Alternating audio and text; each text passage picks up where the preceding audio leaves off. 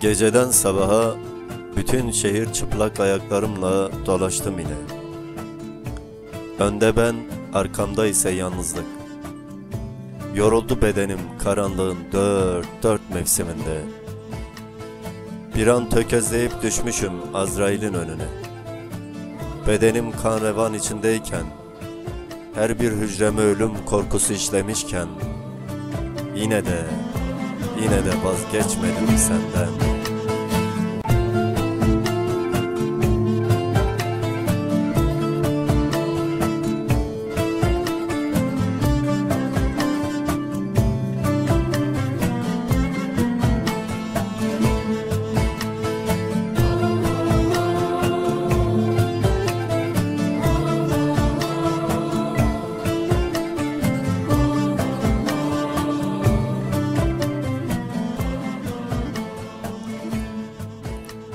Sıvası dökülmüş duvarlar gözlerimde büyüyor yine. Sırtımda ayrılık kırbacının kapanmaz izleri. Seni bu kadar sevmişken, ayrılık defterini elime tutuşturmuşken, korkuyorum yarınlarımdan, ecelden korktuğum gibi. Gözleri yolcu kalbimle, yine de senden vazgeçmeyeyim sevdiğim.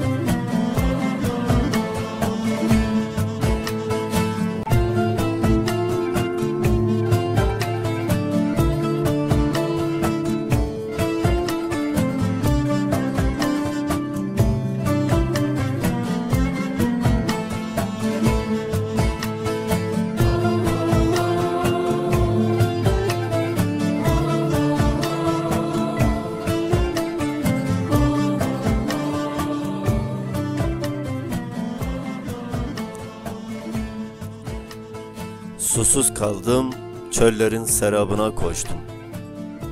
Ayrılık konuşurken ben hep sustum. Son kez bir gülüşünü görmek için kaçarken, düşmüşüm dipsiz kuyuların dibine.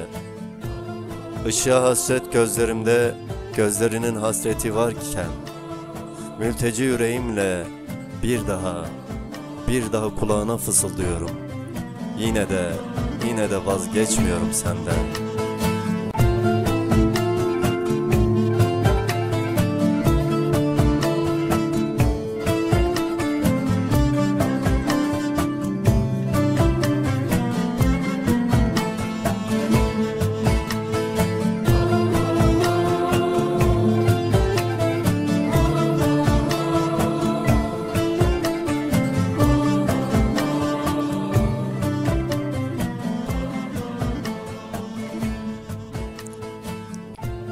Karanlık geceye verdim bütün umutlarımı. Beklerken seninle güzel yarınlarımı, yalnızlığın hain pususunda ölüme boyun eğdi yorgun düşmüş bütün yıllarım. Hayalleri yarım kalmış yetim çocuk gibiyim. Azrail'e koşarken tüm ayaklarım, son nefesimde bile ismini sayıkladığım sevdiğimle, yine de vazgeçmeyeceğim senden.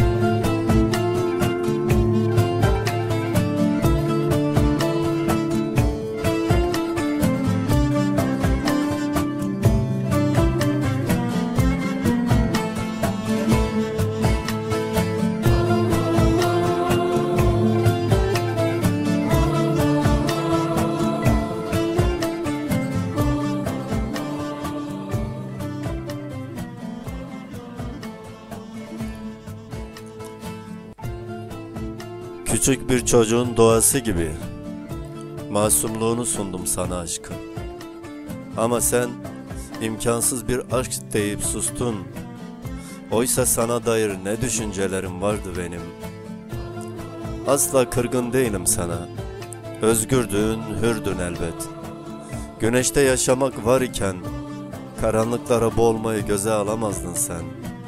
Yine de vazgeçmeyeceğim senden.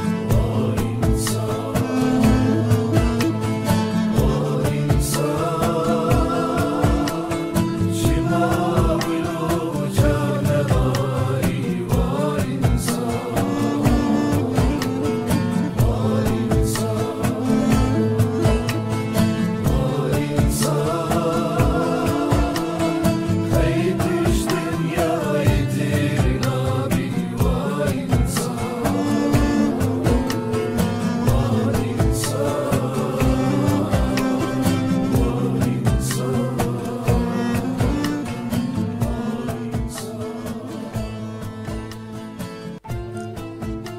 Gidiyorum.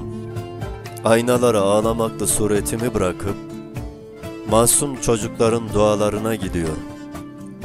Senin uyuduğun saatlerde ben bu şehri, bu yüreği sana bırakıp yağmurlarla öpüşmeye gidiyorum.